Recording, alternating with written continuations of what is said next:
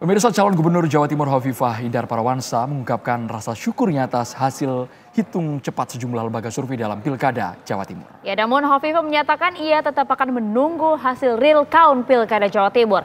Berikut pernyataan Hovifah Indar Parawansa saat berada di posko pemenangan pasangan Hovifah Emil.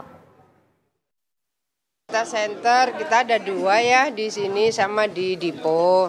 Harapan kita semua bahwa paling tidak besok siang itu seluruh akumulasi C1 sudah bisa tercompile. Hari ini masih 48% ya C1.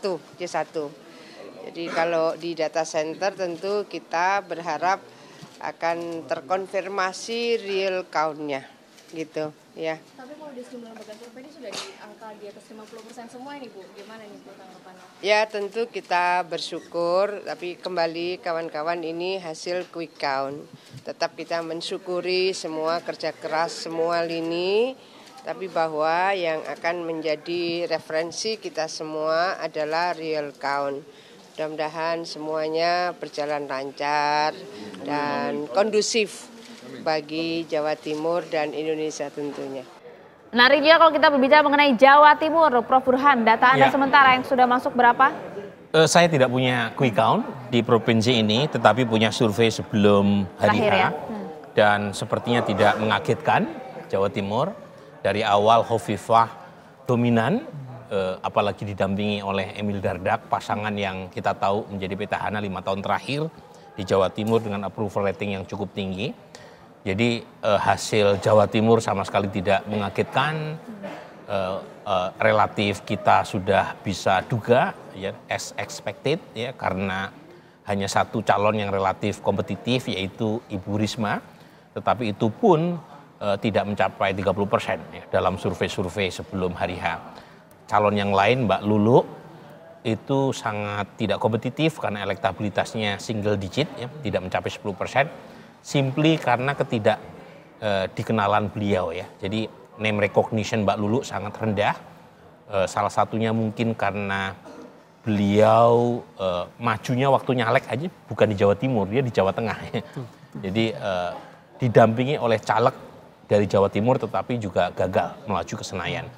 Jadi sepertinya dari awal Mbak Lulu itu tidak diproyeksikan ya untuk menuju jalur kemenangan karena tadi dalam elektabilitas relatif kurang kompetitif, sementara Hovifah itu paduan antara pertama perempuan dan laki-laki ya dari sisi gender, kemudian dari sisi tradisi latar belakang kultural, Ibu Hovifah berasal dari tradisi NU, ketua Muslimat NU sejak saya muda gitu, sampai sekarang gitu ya. Kemudian pasangannya juga nasionalis ya. Jadi kombinasi antara dua kekuatan besar yang menopang Jawa Timur dan Indonesia. Sementara untuk Ibu Risma sebenarnya pasangannya Gus Hans itu berasal dari tradisi NU juga tetapi kurang populer. Dan itu yang menjelaskan mengapa elektabilitas Ibu Risma itu terbatas di beberapa kota terutama Surabaya. Tetapi ketika masuk ke Kantong-Kantong Madura, kemudian Tapal Kuda, kemudian wilayah seperti Mataraman itu beliau agak kurang kompetitif ya dibanding Hovifah dan Emil Dardak. Oke, kalau temuan LSI apakah juga sama Mas bahwa di beberapa wilayah di Tapal Kuda, Mataraman, Hovifah sangat dominan dengan kombinasi dengan Emil Dardak? Kita mengacu ke data quick count ya. Kalau hitung cepat kita sudah mencapai 98% ya. Artinya sudah hampir 100%. Posisi Hovifah Emil di angka 58,14%, sementara Risma di angka 33,4% ya. Luluk hanya di angka 8,3% ya. Dengan data ini memang kita lihat keunggulan pasangan Hovifah Emil cukup besar ya. Hampir semua kabupaten kota dimenangi oleh pasangan Hovifah Emil ya. Hanya di kota Surabaya yang menjadi kandangnya Risma saja yang di pasangan nomor 3 yang menang ya, Risma yang mengungguli pasangan yang lain. Jadi kita lihat kemenangan ini kemenangan yang begitu telak hampir semua kabupaten kota ya, dengan keunggulan yang cukup signifikan ya. Jadi ini juga tidak mengejutkan ya kalau kita lihat atau referensinya adalah dari survei terakhir di Provinsi Jawa Timur itu memang menunjukkan pasangan Hovifah Emil ini adalah pasangan yang cukup telak keunggulannya ya, karena banyak faktor tadi sudah disebut oleh Mas Burhan, persepsi personalitinya cukup baik-baik, kemudian kedua kepuasan terhadap kinerja, belum lagi mesin politik ya, baik partai maupun mesin politik ormas ya, terutama Fatayat NU yang kemudian menjadi salah satu kekuatan Hovifah dalam beberapa kali pilkada ya. Di pilkada sebelumnya yang diikuti Ibu Hovifah walaupun kalah dengan Pak Karwo waktu itu, tapi kita lihat kekuatan Fatayat begitu luar biasa membantu dukungan dari Hovifah. Jadi ini adalah kemenangan yang sebetulnya sudah terprediksi sebelumnya untuk Jawa Timur ya. Dan saya melihat juga faktor masuknya Risma dan pasangan PKB yang telat di akhir ini juga memang membuat mereka tidak bisa punya waktu yang cukup untuk bisa mengimbangi pasangan Hovifah ya. Jadi kita lihat ada ketimpangan juga secara popularitas ya di Jawa Timur ya. Hovifah dan Emil secara popularitas begitu dikenal hampir di semua populasi di Jawa Timur ya.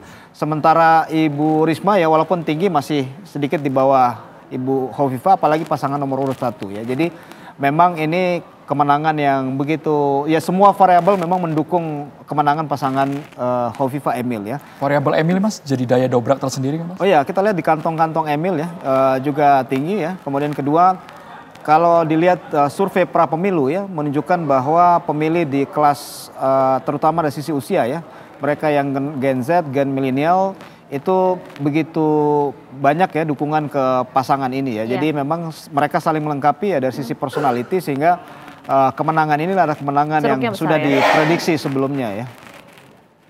Oke, kita coba akan hadirkan informasi untuk Anda pemirsa, di mana hasil hitung cepat sementara Pilkada Sulawesi Tengah dan Kepulauan Riau dari Poltreking. Berikut hasilnya untuk Anda.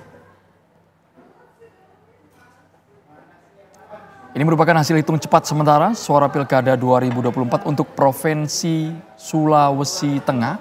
Hasilnya, pasangan nomor urut 2 Anwar Reni meraih 45,04%. Kemudian disusul pasangan nomor urut 1 Ahmad HM Ali Abdul Karim Al-Jufri 37,04,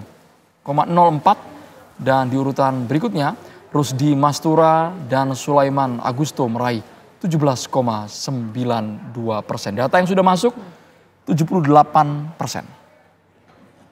Ya, sementara itu kalau kita lihat hasil hitung sementara suara Pilkada 2004 di wilayah Kepulauan Riau, ini dari total suara yang sudah masuk sebesar 89,06% versi Poltreking. Ini suara yang unggul dimenangkan oleh pasangan calon nomor urut 1 yaitu Ansar Ahmad dan juga Nyanyang Haris Pratamura dengan suara sebanyak 54,94%. Dan kemudian posisi kedua yaitu diraih oleh paslon nomor urut 2 dengan angka 45,06%. Memang suara yang cukup signifikan diraih oleh paslon nomor urut 1. Ya, baik. Menarik kalau kemudian kita berbicara mengenai Jawa Timur, memang meskipun ini sudah terprediksi sejak awal, apakah kemudian ini persepsi, sentimen publik terhadap pasangan dari Hovifah Emil yang sentimennya cukup positif ini juga mempengaruhi?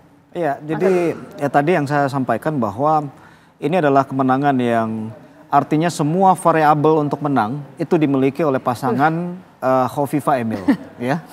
Jadi pertama, sebagai petahana mereka punya approval rating yang begitu besar ya, di atas 70% ya, baik Hovifah maupun Emil. Kedua adalah persepsi personality. Kalau kita bandingkan ya ke dalam survei, biasanya kita coba mengajukan bagaimana kemudian pemilih mempersepsikan personality masing-masing kandidat. Ini juga diungguli oleh pasangan Hovifah dan Emil ya, baik sebagai cagup maupun cawagup. Yang ketiga, kita melihat mesin partai yang begitu efektif juga kerja ya. Kita lihat dalam survei bagaimana kemudian konstituen masing-masing partai pendukung pasangan Hovifah Emil itu memang majority mendukung pasangan Hovifah Emil. Bahkan untuk beberapa pemilih partai misalnya PKB ya, itu terjadi split ticket voting ya. Jadi walaupun PKB sebagai partai pilihan mereka di pemilu 2024, tapi untuk pilihan gubernur banyak mayoritas yang ngelari ke pasangan Hovifah Emil. Kemudian faktor juga tadi ormas dan lain-lain. Jadi saya pikir ini kemenangan yang lengkap. Semua tadi sekali lagi semua variabel mendukung pasangan ini untuk menang.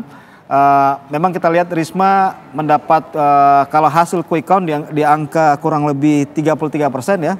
Selain memang faktor personal Risma, ini juga ditopang oleh beberapa di kantong-kantong PDIP di Jawa Timur ya. Jadi PDIP juga cukup signifikan di Jawa Timur ya sebagai partai yang mampu ya kedua terbesar lah setelah PKB di Jawa Timur, sehingga sedikit mampu mengangkat dukungan Risma walaupun tidak mampu untuk bisa melewati pasangan Hovifah Emil ya. Mas Burhan, awalnya kami menyangka ada penantang Tri Risma hari ini di Boyong ke Jawa Timur itu akan menjadi rival yang sangat kuat, tapi nyatanya terpaut angkanya sangat jauh ya Mas Burhan. Jauh.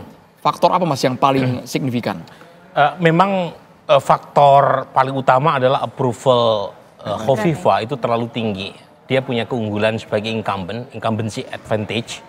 Karena tingkat kepuasan terhadap kinerja beliau sebagai gubernur maupun Emil sebagai wagub sangat tinggi, di atas 80%. Nah itu jadi masalah ya. Sementara kita tahu Ibu Risma beberapa tahun terakhir kan tidak di Jawa Timur, tapi beliau diberi amanah oleh Presiden Jokowi sebagai Menteri Sosial ya dalam kabinet sebelumnya. Jadi itu yang membuat pertarungan jadi kurang imbang ya. Karena tadi kalau incumbent tidak terlalu kuat, itu ada insentif, misalnya di Garut tuh incumbentnya kalah oleh penantang karena approval ratingnya tidak tinggi. Jadi calon yang muncul sebagai penantang Pak Syakur tuh rektor, kemudian memilih Ibu Putri sebagai wakil bupatinya, itu bisa mengalahkan incumbent. Tetapi incumbent yang terlalu tinggi, misalnya kasus Sulawesi Selatan, itu approvalnya tinggi. Andi Sudirman menangnya di atas 70% tuh dalam quick count-nya. Jadi karena tadi kalau misalnya incumbent terlalu tinggi itu menyulitkan buat petahana, apalagi kalau head to head ya. Jadi memang jadi agak berat, kecuali kalau misalnya incumbentnya tidak terlalu tinggi, itu ada peluang buat lawan untuk menciptakan kejutan. Nah ini yang kasus sebaliknya di Sumatera Utara, Andrew. Incumbentnya approval ratingnya rendah, yaitu Pak Edi Ramayandi ya. Makanya elektabilitasnya kan sekitar 30% ya, bahkan kurang. Karena incumbent yang popularitasnya rendah itu memberi peluang buat penantang untuk menciptakan kejutan dan mengalahkannya. Apalagi kalau dibikin head to head. Jadi sudah secara popularitas rendah, kemudian lawannya mereka yang tidak suka incumbent, mungkin ada yang memilih Mas Bobi bukan karena suka Mas Bobi, tetapi karena benci sama incumbent. Nah ini yang menjadi repot ya buat petahana yang popularitas atau approval ratingnya di Sumatera rendah. Utara ini kan juga menarik karena kalau kita lihat hasil approval rating dari Bobi sebagai wali kota Medan kan juga cukup tinggi kan, Prof? Cuma dia ini sebenarnya sama-sama petahana nih ya. Satu petahana gubernur yaitu Edi Ramayandi dengan petahana wali kota. Betul. Tetapi persepsi publik di Sumatera Utara itu berbeda. Ya, persepsi publik warga Medan maupun warga Sumatera Utara terhadap Bobi sebagai wali kota Medan itu positif. Sementara persepsi terhadap Edi Ramayandi sebagai gubernur petahana itu negatif. Menarik ini Mas, head to head antara Bobi Nasution dan juga Edi Ramayandi. Sama-sama petahana. Kita bahas sesaat lagi, tetaplah bersama kami di Pemimpin Daerah Terpilih.